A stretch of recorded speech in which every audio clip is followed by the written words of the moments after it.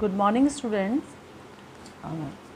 Today our topic in BST forms of business organization. Right. अभी हमने जो last lesson में हमने पढ़ा था, लास्ट चैप्टर में हमने पढ़ा था कि व्हाट इज़ बिजनेस, कि बिजनेस है क्या, हमने पढ़ा था कि कितनी इकोनॉमिक एक्टिविटीज़ हैं, बिजनेस के हिंड्रेंस क्या हैं, बिजनेस रिस्क क्या है, ये सब चीज़ पढ़ा था हमने। यानी कि बिजनेस के बारे में हमने ये जाना था कि बिजनेस एक्चुअली है क्या, राइट। अब इस लेसन में, इस टॉपिक में हम जो हमारा टॉपिक है वो है फॉर्म्स ऑफ बिजनेस ऑर्गेनाइजेशन, यानी कि कितने टाइप के बिजनेस ऑर्गेनाइजेशंस रन कर रहे हैं, है ना, कितने टाइप के बिजनेस ऑर्गेनाइजेशंस होते हैं वो हम पढ़ेंगे। तो इसका हमने जो क्लासिफिकेशन किया है वो इस तरह से किया है, देखो, forms of business enterprises which is classified in three sector. First है प्राइवेट एंटरप्राइजेस, सेकेंड है public enterprises and third is joint sector enterprises. First अपन लेते हैं private enterprises. Private in the sense जो प्राइवेट है, लाइक जिसमें government का कोई भी इंटरफेरेंस नहीं है, राइट। तो अब इसमें देखो, own managed and controlled by private person, यानी कि जो जिसका ऑनर भी प्राइवेट पर्सन है, मैनेज भी वही करता है, कंट्रोल भी वही करता है ना। तो वो सारे ऑर्गेनाइजेशंस किस में कंसिडर होंगे, प्राइवेट एंटरप्राइजेज में, राइट। अब इसको अभी हम इनको बाद में पढ़ेंगे, पहले इसी के बारे में अपन थोड़ा डिटेल में पढ़ लें, right.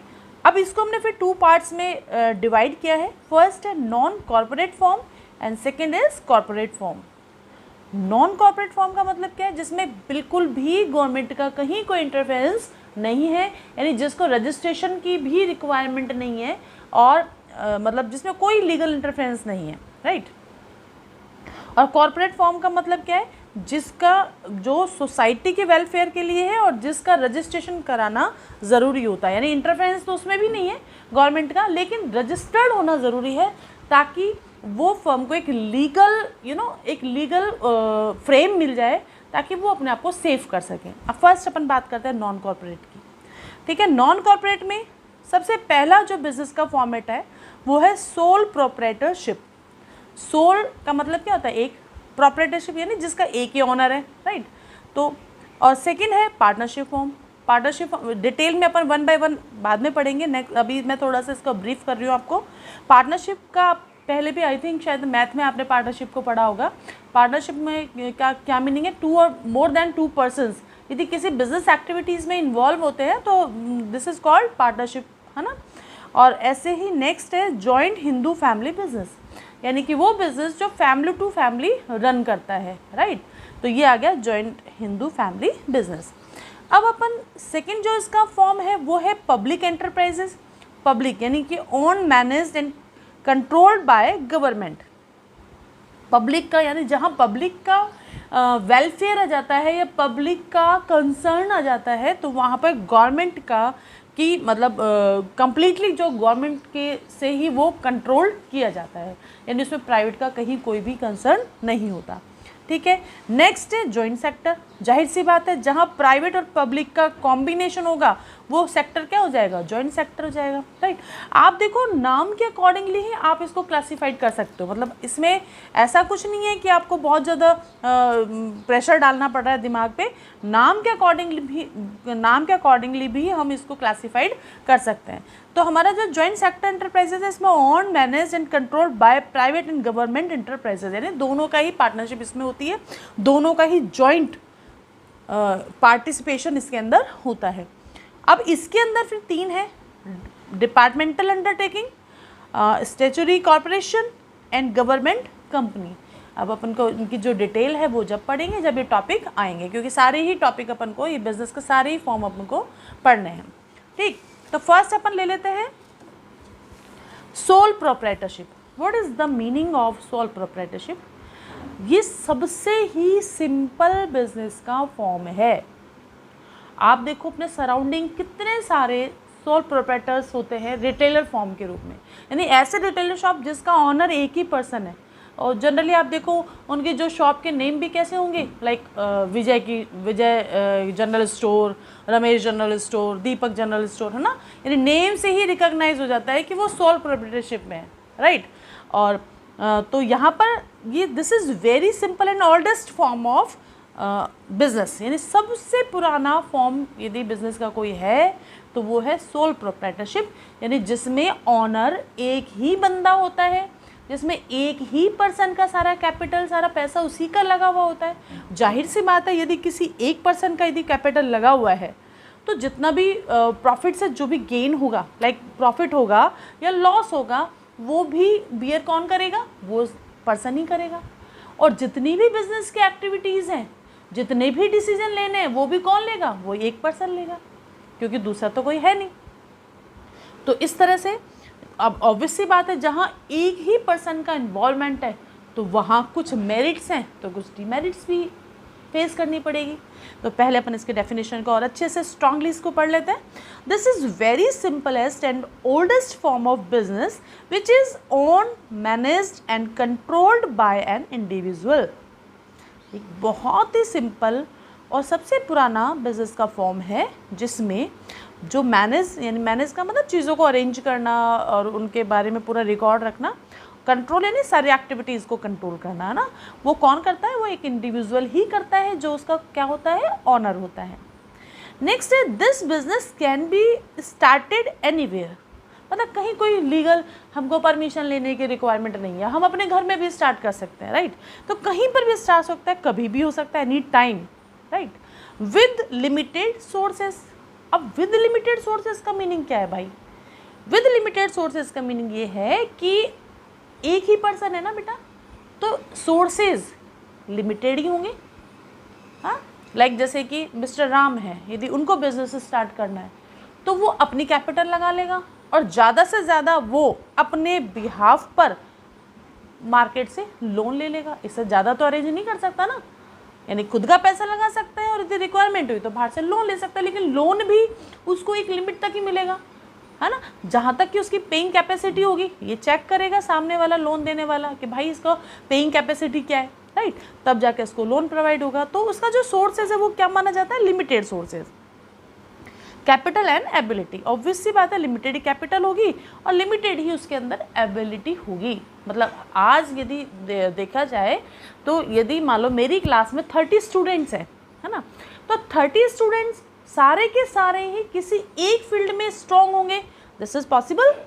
This is not possible. May be किसी का प्रैक्टिकल पार्ट बहुत ज़्यादा स्ट्रॉन्ग हो, मे बी किसी का थ्योरेटिकल पार्ट बहुत ज़्यादा स्ट्रॉन्ग हो, है ना।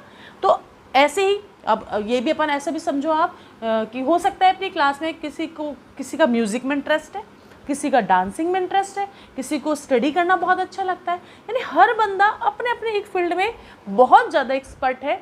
लेकिन उससे यदि दूसरे फील्ड का काम कराया जाए, यदि मान लो ऐसे समझो कि डांस में बहुत अच्छा है कोई बच्चा लेकिन पढ़ाई में वीक है, तो डांस का पार्ट तो वो बहुत अच्छे से करेगा प्ले, लेकिन जहाँ स्टडी की बात आ जाएगी वहाँ पर वो क्या हो जाएगा?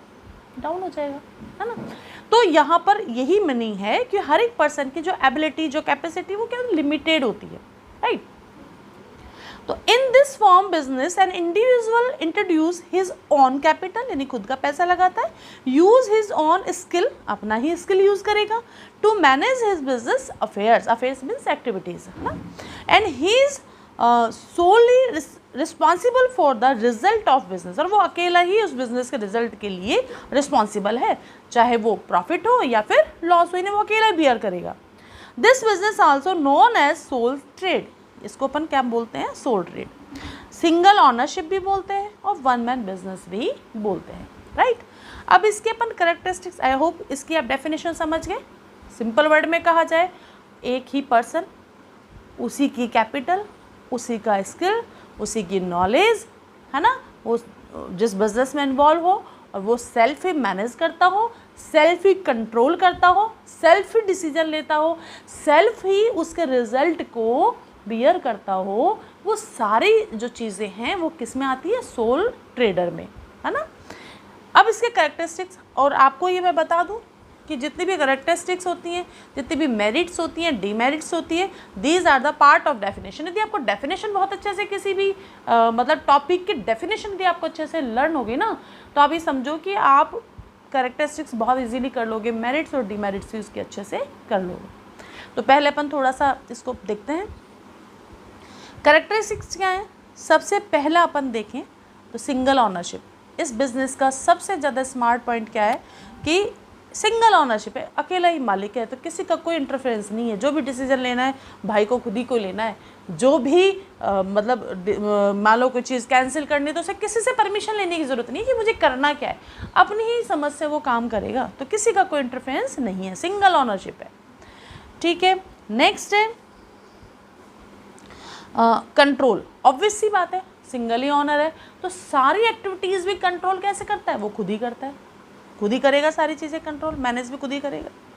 ठीक है, फिर है नो सेपरेट लीगल एंटिटी, मतलब और इसके अलावा कोई भी उसकी लीगल एंटिटी नहीं है। यानी इसका मतलब ये है कि जैसे अपने अकाउंट्स का एक पार्ट है, लाइक बिजनेस, मैंने आपको शायद पहले बताया भी था, और बिजनेस और ऑनर। एक ऑनर बिजनेस में पैसा लगाता है प्रॉफिट अर्न करने के लिए, है ना।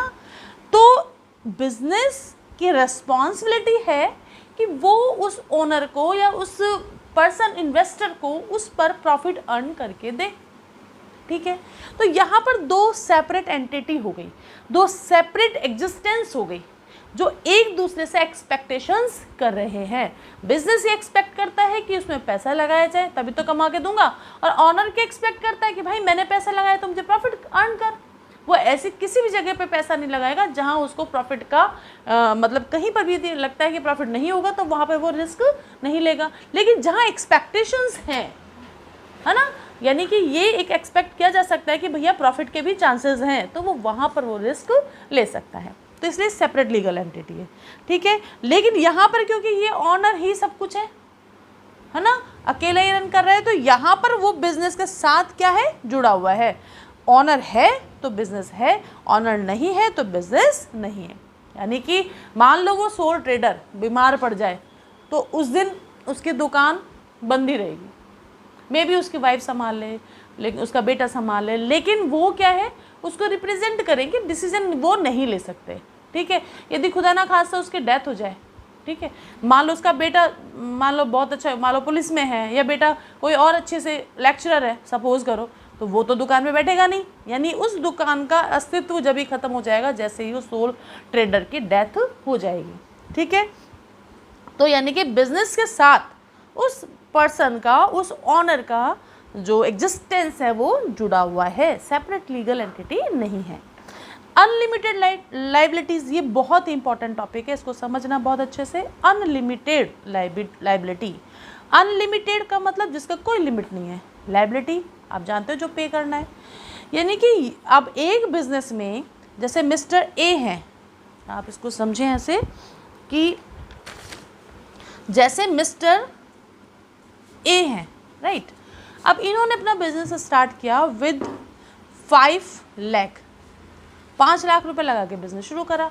यानी इसका जो 5 लाख रुपए है वो इन्वेस्टेड है, उसकी असेट्स में इन्वेस्टेड है, यानी असेट्स में ले रखी है, कुछ उसका गुड्स है ना, तो इस तरह से है।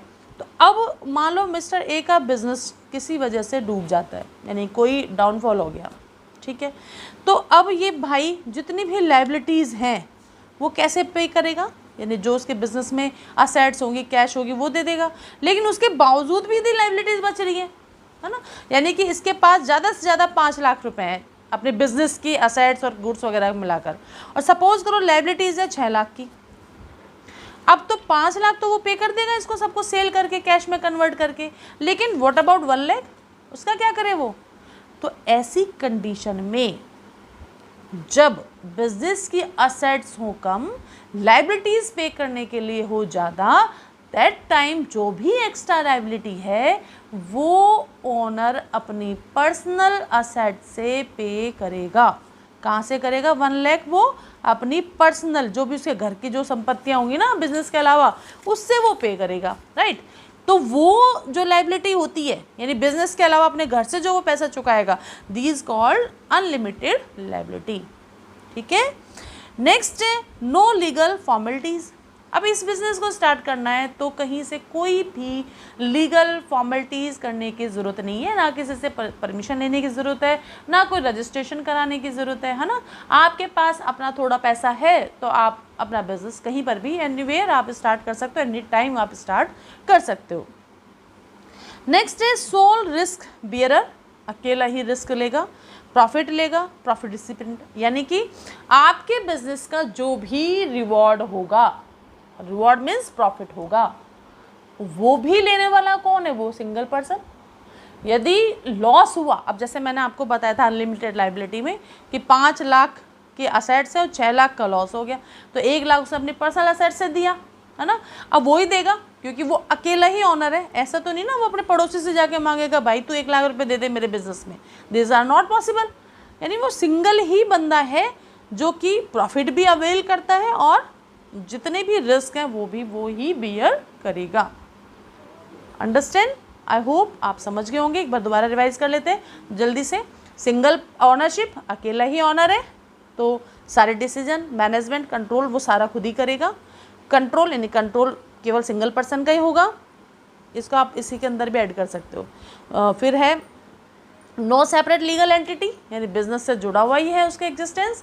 बिजनेस है तो वो है तो बिजनेस है, राइट। अनलिमिटेड लाइबिलिटी, यदि liabilities more than his business assets then he will pay this extra liability with his personal sources, right. No legal formalities, इस बिजनेस का को स्टार्ट करना या एंड करना totally depend on single owner, यानी कोई legal formalities करने की ज़रूरत नहीं है, कहीं से कोई रजिस्ट्रेशन या कोई परमिशन लेने की रिक्वायरमेंट नहीं है। सोल रिस्क बियरर, अकेला ही रिस्क को मतलब बियर करेगा और अकेला ही वो प्रॉफिट को रिसीव करेगा। तो ये इसके करेक्टरिस्टिक्स हैं। Next topic of sole proprietorship is merits ना। मेरिट्स ऑफ सोल प्रोप्राइटरशिप, यानी हर बिजनेस के कुछ मेरिट्स हैं, कुछ डिमेरिट्स हैं, तो उसके बारे में हम पढ़ेंगे। तो मेरिट्स में हम लोग आ रहे हैं, फर्स्ट पॉइंट है इसका क्विक डिसीजन मेकिंग। आप जैसे एज यू नो जो सोल प्रोप्राइटरशिप है उसमें जो ऑनर है वो इंडिविजुअल है, ठीक है। तो इंडिविजुअल है, इट मीन्स वो क्विकली डिसीजन ले सकता है, उसे डिसीजन अपना किसी से कंसल्ट करने की रिक्वायरमेंट नहीं है ना। तो कहीं किसी से भाई कोई इसमें कोई इंटरफेयर नहीं करेगा, खुद से उसने डिसीजन लेना है, तो ऑब्वियस सी बात है वो डिसीजन क्विकली ले सकता है।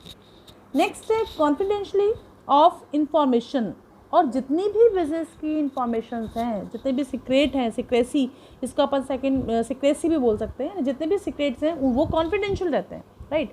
और किसी भी बिजनेस के सक्सेस के लिए उसके जो भी मतलब इंफॉर्मेशंस ऐसी हैं जो यूज़फुल हैं, उनका सीक्रेट रहना ज़रूरी है। तो ये इसका सबसे बेस्ट फीचर है। नेक्स्ट है सिंपल फॉर्मेशन एंड क्लोजर, और कोई भी लीगल हमको कोई मतलब लीगल फॉर्मेलिटीज़ को कंप्लीट नहीं करना, यानी बहुत ही सिंपल इस तरह के बिजनेस का सिंपल फॉर्मेशन है और क्लोजर है, यानी कि वो अपने सेल्फ डिसीजन से ही वो अपने बिजनेस को रन कर सकता है और अपने बिजनेस को क्लोज कर सकता है। नेक्स्ट है direct incentive of profit, business से जो भी रिवॉर्ड्स मिलेंगे वो सारे के सारे डायरेक्टली वो रिसीव करेगा, यानी कि सारे इंसेंटिव उसको डायरेक्टली मिलेंगे और ये इंसेंटिव ही उसको मोटिवेट करते हैं अपने बिजनेस को आगे मतलब कंटिन्यू करने के लिए, एक्सपेंड करने के लिए।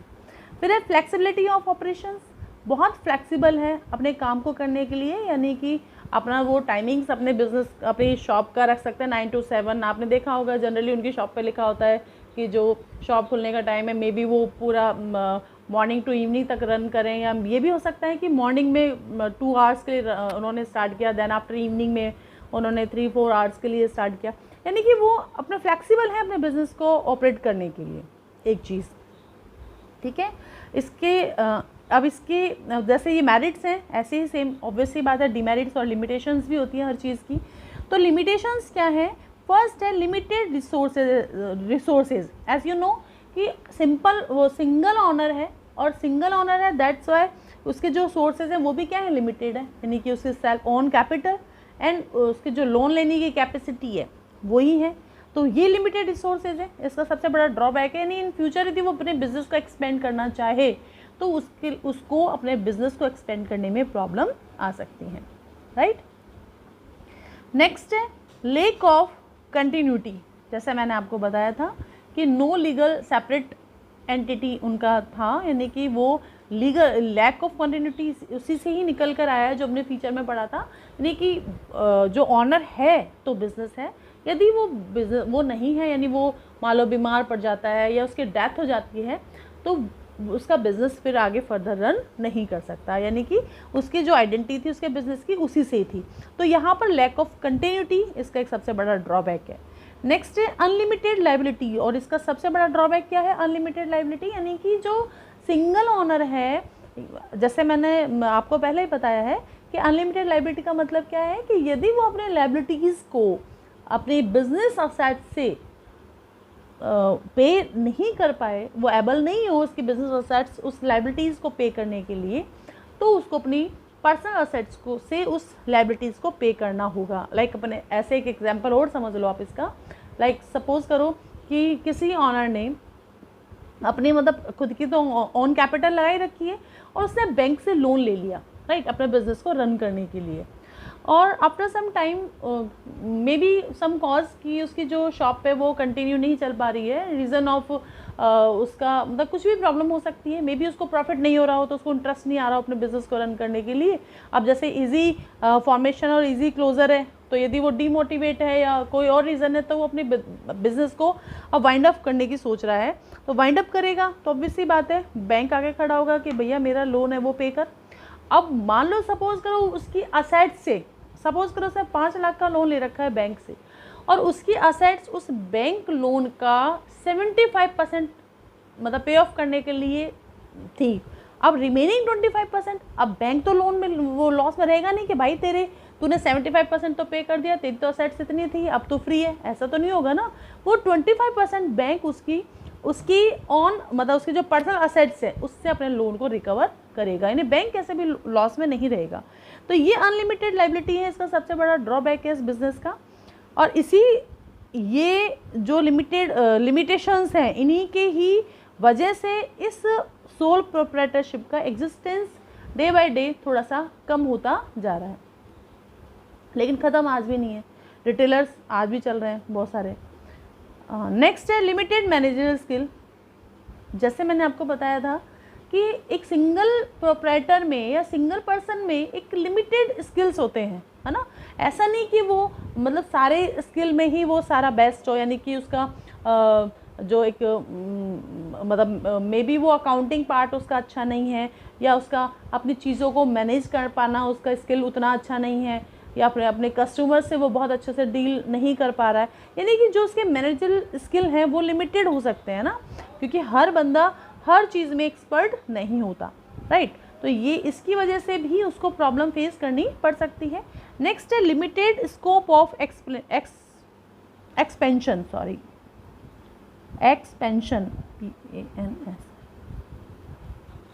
लिमिटेड स्कोप ऑफ एक्सपेंशन, यानी कि वो अपने बिजनेस को एक्सपेंड करने के लिए भी एक लिमिटेड स्कोप होता है। यानी कि मान लो सपोज करो एक कोई शॉपकीपर है और बहुत अच्छा सा उसको प्रॉफिट हो रहा है वो, और उससे वो मोटिवेट होकर मे बी वो और अपने शहर के अंदर 4-5 आउटलेट्स और डाल दे, है ना, यानी 4-5 जगह उसने और अपनी शॉप खोल ली।